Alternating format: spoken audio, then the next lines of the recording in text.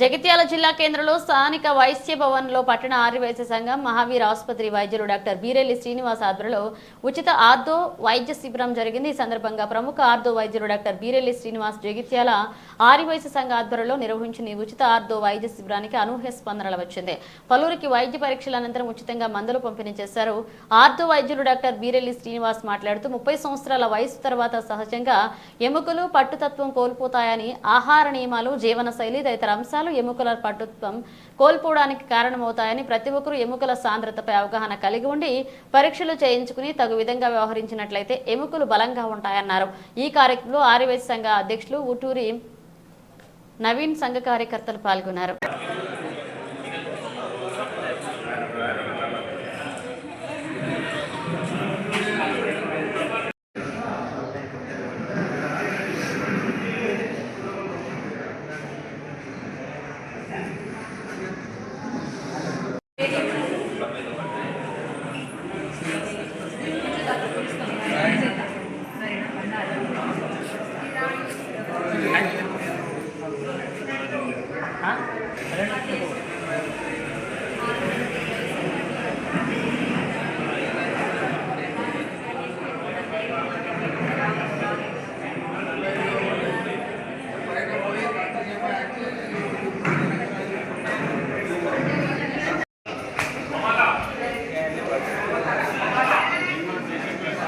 మీరు పెట్టలే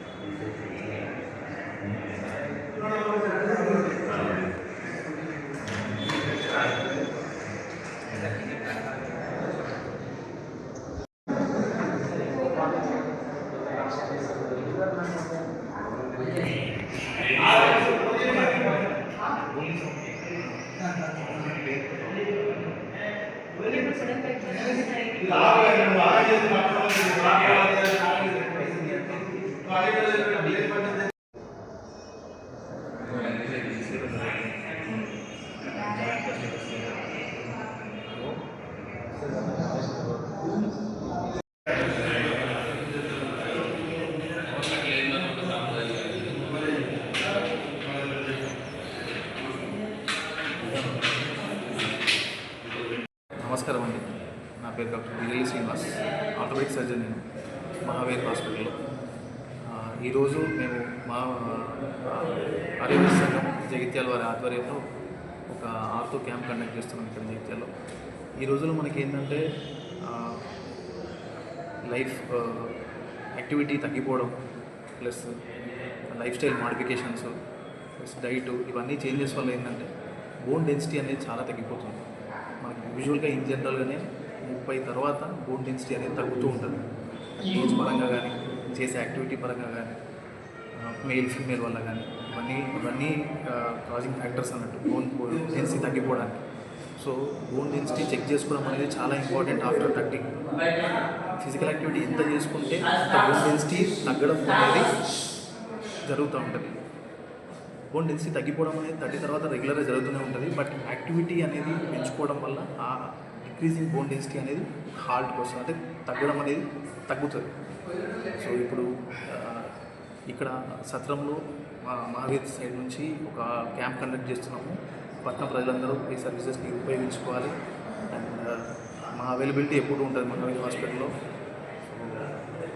ఎనీ కీళ్ళకు సంబంధించిన వ్యాధులు కానీ, బోన్ సంబంధించిన వ్యాధులు కానీ అన్నిటికీ సర్వీస్ చేయడానికి మేము రెడీగా ఉన్నాము. మా సర్వీస్ అన్ని యూటిలైజ్ చేసుకోవాలి అందరికీ కోరుకుంటున్నాం. అంటే రికవరీకి ఏమైనా రెమెడీస్ ఉన్నాయి?